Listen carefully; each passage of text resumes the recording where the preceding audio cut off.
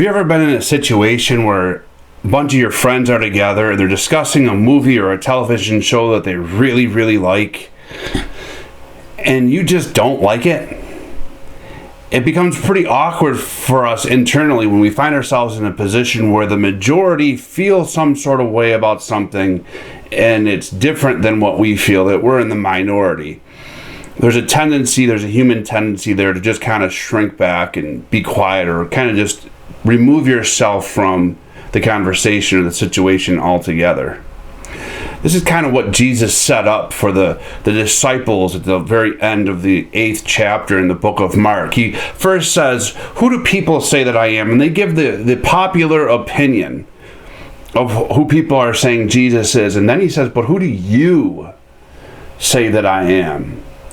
And it's funny because when he says, "Who does everybody say that I am?" when they're called to confess the popular opinion, they all speak up at once without hesitation. But when he asks, "Who do you say that I am?" because the disciples had a minority opinion on who Jesus was, they're a little less anxious to speak up. In fact, only one of them do. And that one speaks up on behalf of the 12. But you can just picture the delay, the awkwardness, the eyes kind of going down to the ground. Because they had to step out in faith and confess that Jesus Christ is the Son of Man. Otherwise, there is no faith. See, they do that. They separate themselves from the majority opinion at the risk of a personal confession. This is what faith is called to. There really is no faith if I always just put my eyes to the ground and don't say anything. Faith expresses itself in a public confession of Jesus.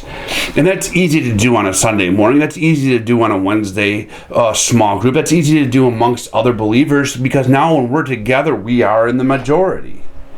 But it's a much different thing to do that when we're out in the world, when we're in a position where we're actually the minority. But that's what is called for us to do, to express that faith in the masses.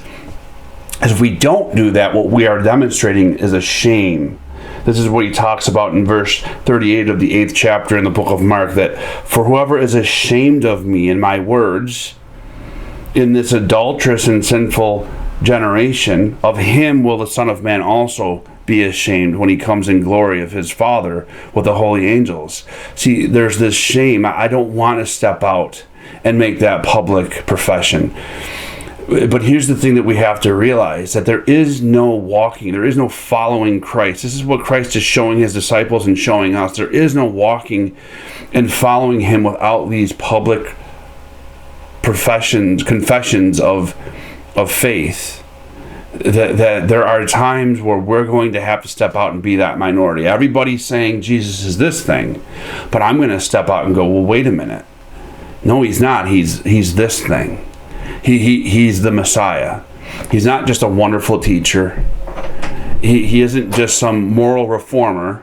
He's not just a prophet. He is who he says he was. He is the Messiah.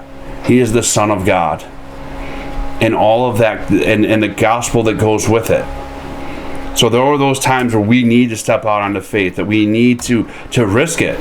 Because if we don't, we're showing that we're ashamed. And if we're ashamed of him now, he will be of us later.